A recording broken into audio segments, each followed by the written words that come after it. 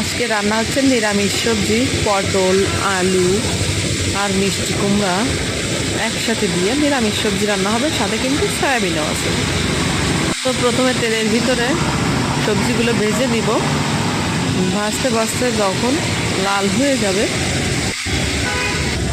তখন লবণ হলুদ দিয়ে দেব। লবণ হলুদ দিয়ে দেওয়ার পরে আদা বাটা আর কাঁচা ঝাল বাটা একসাথেই দিয়ে দেবো। তারপর দিয়ে দেবো খানিকটা জল, দিয়ে সবজিটা সেদ্ধ করে নেব,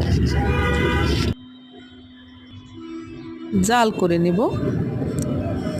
তারপর সবজিটা নামিয়ে নিয়ে কড়াইতে কিছুটা তেল গরম হয়ে গেলে পাঁচফোড়নটা দিয়ে দেব ফোড়নের জন্য।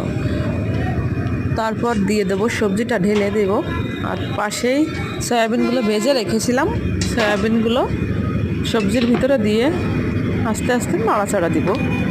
তো নামানোর আগে একটুখানি চিনি দেব, চিনিটা দিলে স্বাদটা ভালো আসবে। হয়ে গেল ঝটপট